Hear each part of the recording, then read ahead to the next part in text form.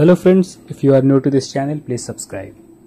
Today we will read and understand the poem Casabianca.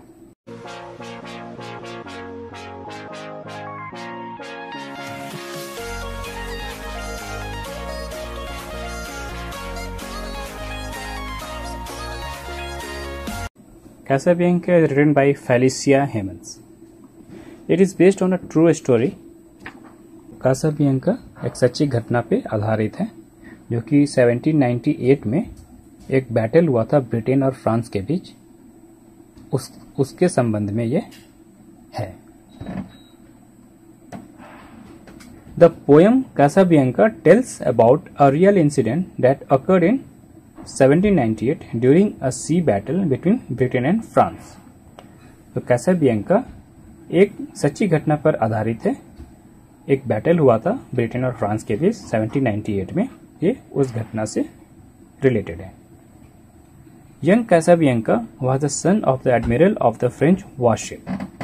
Young Casabianca was young and he was son of admiral of the French warship. French warship के admiral post पर जो थे उनका वो बेटा था। He remained at his post despite the fact that the ship had caught fire. और वो लड़का बहुत साहसी था, बहुत ब्रेव था, और वो अपना पोस्ट से हटा नहीं और वहीं पर डटा रहा और अपना ड्यूटी निभा रहा था। He had received orders from his father not to abandon his post till he was told. उसको उसके पिता द्वारा आज्ञा दी गई थी कि अपना पोस्ट से हटे नहीं और अगले ऑर्डर का इंतजार करे। इसलिए वो अपनी जगह पर ही था और शिप बुरी तरह से जल रहा था, फिर भी वो अपनी जगह छोड़कर चले जाने के बारे में वो सोचा ही नहीं। उनके पिता की आज्ञा थी कि वो वहीं पर रहे और अपना काम को पूरा करे। तो पोयम स्टार्ट होता है यहाँ पे। The boy stood on the burning deck. उन्हें तो लड़का था वो बर्निंग डेक पर खड़ा था। जो डेक बोलते हैं शिप के आगे के हिस्से को, कोई भी एक फ्लोर जो होता है आगे के हिस्से में जहां पर लोग खड़े होते हैं, वहां पर वो खड़ा था, जो कि डेक जो कि जल रहा था। Whence all but he had fled. Whence का माने होता है फ्रॉम वेयर, कहां से सभी लोग चले गए थे, भाग गए थे, except him. Whence all but he has fled मतलब कि उसके सिवा सब लोग भाग गए थे या फिर जल गए थे या फिर खत्म हो गए थे, और जो थे वो भी फ्लेड मीन्स भाग जाना होता है, तो भाग गए थे, लेकिन लड़का वहां पर था। The flame that lead the battles to wreck. Flame जो थी वो बहुत तेज थी और बैटल को तहस नहस कर रही थी, व्रेक कर रही थी, मतलब कि उसको तोड़ रही थी, उसको लगभग डुबा रही थी। Shone round him over the dead. Shone is the past tense of shine. So shone मतलब होता है चमकना।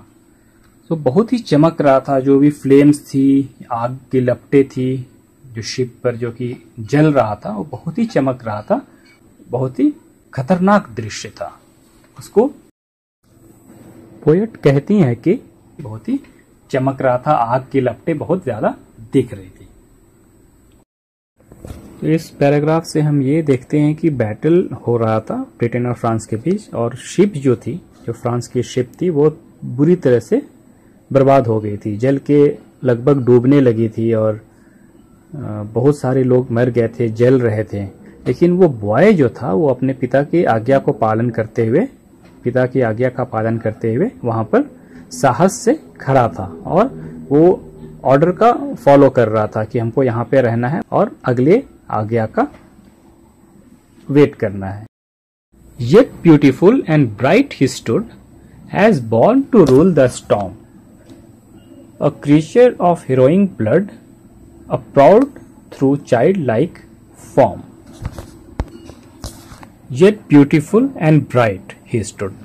इसका मतलब यह है कि वो काफी खूबसूरत और बहुत ही ब्राइट दिख रहा था। ब्राइट मतलब बोलते हैं जो कि वो चमकता है, उसको ब्राइट बोलते हैं।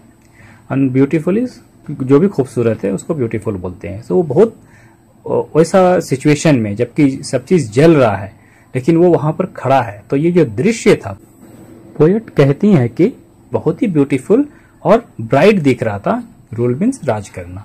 तो वो कोई भी मुसीबत हो, स्टॉर्म का मतलब तो तूफान होता है, तो कोई भी तूफान हो या कोई भी मुसीबत से भी इसको ले सकते हैं। तो कोई भी मुसीबत में यहाँ पर लड़ाई हो रहा है तो उसको स्टॉर्म से दिखाया है।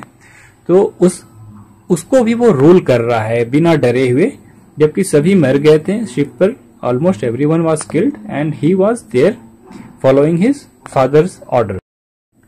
अ क्रीचर ऑफ हीरोइक ब्लड, इसका मतलब है कि वो हीरो जैसा काम कर रहा था। पिता ने आज्ञा दिया कि वहां पर खड़ा रहना है, तो वहां पर वो खड़ा था, वहां से भागा नहीं वो। और बाकी सब मर गए थे या भाग गए थे, लेकिन ये वहां पर खड़ा था। उसके ब्लड में ड्यूटी को पूरा करने का पूरा साहस था। ये खानदानी स्ट्रांग आदमी था, खानदानी हीरोइक था। हीरोइक ब्लड का मतलब होता है कि उसके खून में वो चीज था कि मुझे ड्यूटी पूरा का पूरा करना है और भागना नहीं है। A proud through child like form, वो वैसा ही था कि डरकर भागना नहीं है, ड्यूटी का पालन करना है, जिसके कारण उसको हीरोइक बोला गया है। उसके खून में हीरोइक चीज है और जिसके कारण वो बहुत साहस से मुसीबत का सामना करता है।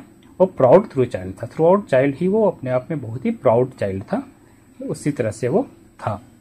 The flames rolled on, he would not go without his father's word, that father faint in death below, his voice no longer heard. तो पोएट कहती है कि जो फ्लेम्स था वो धीरे धीरे फैल रहा था। द फ्लेम्स रोल्ड ऑन, वो धीरे धीरे वो फैल रहा था, सभी चीज को वो जला रहा था। लेकिन कासाब्लैंका कहीं नहीं गया। ही वुड नॉट गो, वो कहीं नहीं गया विदाउट हिज फादर्स वर्ड, उसके पिता ने उसको वहां खड़ा रहने के लिए कहा था, इसलिए वो वहां पर खड़ा था और वो वहां से कहीं नहीं गया और भागा नहीं। तो इसका यही मतलब होता है कि फ्लेम बढ़ रही है, लेकिन फिर भी अपना ड्यूटी को फॉलो करते हुए वो लड़का वहां पर खड़ा था, अपने पिता का आज्ञा का पालन कर रहा था और अपने पिता की अगली आज्ञा का वेट भी कर रहा था, इंतजार भी कर रहा था। That father faint in death below, लेकिन उनके फादर भी जख्मी हो गए थे और लगभग बेहोश हो गए थे।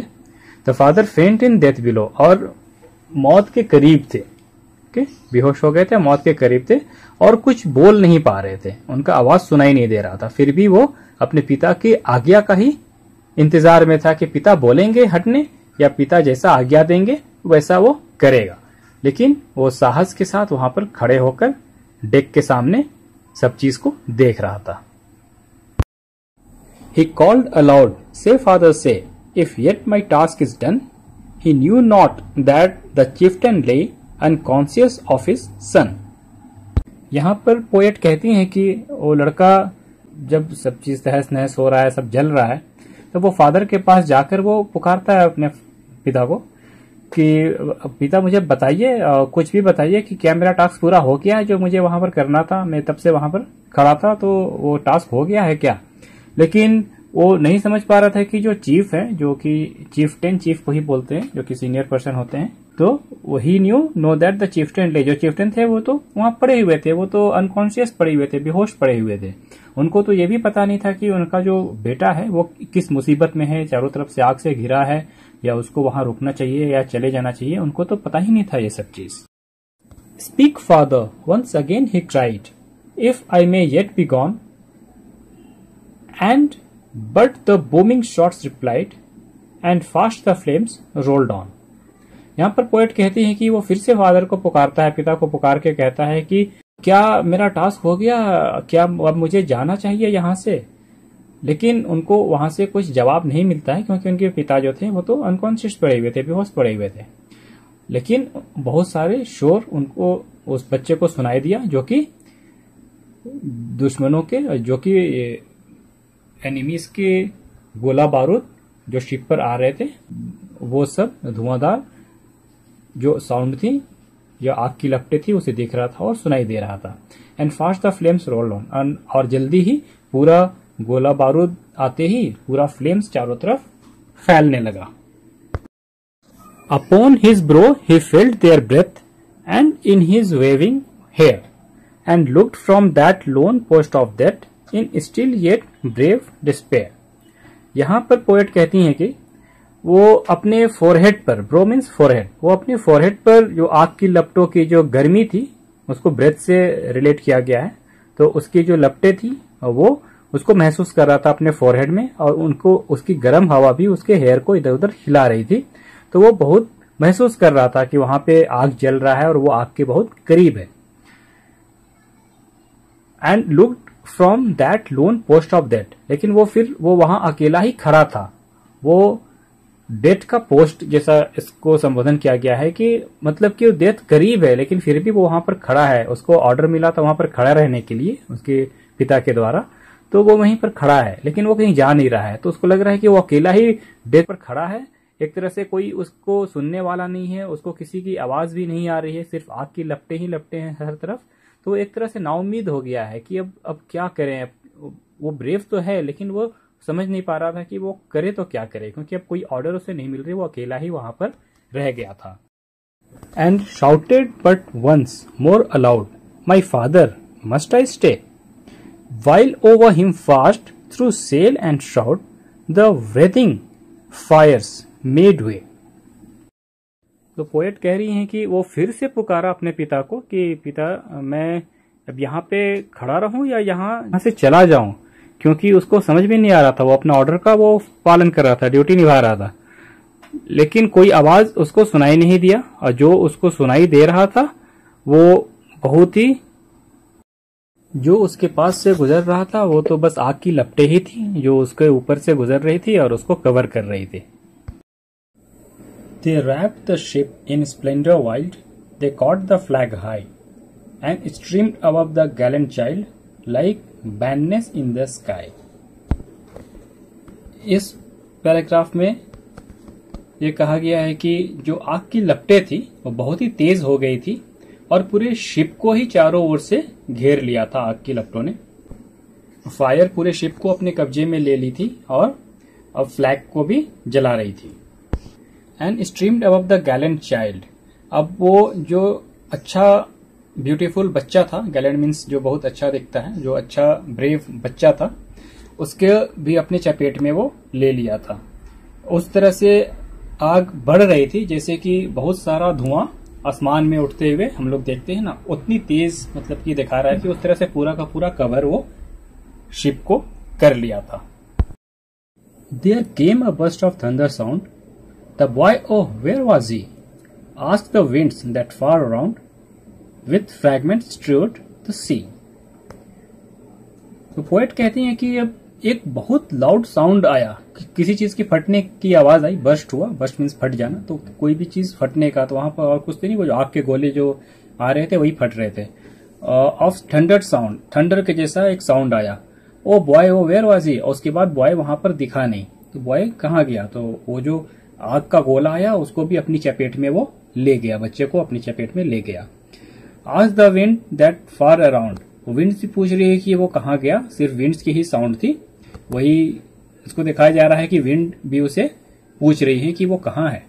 With fragment stood in the sea, लेकिन जो फ्रैगमेंट से तो जल के जो भी चीज, जो भी मलबा था वो सी में बिखर गए थे। With fragment stood the sea, with mast and helm and pennon fair, that well had borne their part, but the noblest thing which perished there was that young faithful heart। सो बहुत ही सैड एंडिंग है इस poem का, और इसमें ये दिखा रहा है कि शिप तो जल गया था पूरी तरह से। जो मस्ट, हेल्म और पेनन है, मस्ट होता है एक जो पोल होता है जो जिसमें कपड़े लगाकर सेल किया जाता है, शिप को सेल करते हैं, उसको मस्ट बोलते हैं। फिर हेल्म होता है एक हैंडल होता है, स्टीयरिंग होता है शिप का, जिससे डायरेक्शन चेंज करते हैं। और पेनन होता है कि कोई एक ट्रायंगुलर फ्लैग होता है जो कि बोट के ऊपर भी दिखाया जाता है पहचान के लिए, या दूर से दिख जाने के लिए एक फ्लैग को फहराया जाता है, तो उसको पेनन कहते हैं। तो सब चीज तो अब जल गया था, सब चीज ध्वस्त हो गया था, लेकिन जो सबसे अच्छी चीज, जो सबसे प्यारी चीज जो वहां पर जलकर खाक हुई थी, वो यंग ब्रेव और ईमानदार बच्चा था। तो इसके साथ ही यह पोयम यहाँ पर समाप्त होती है। Please subscribe to my channel. Thank you.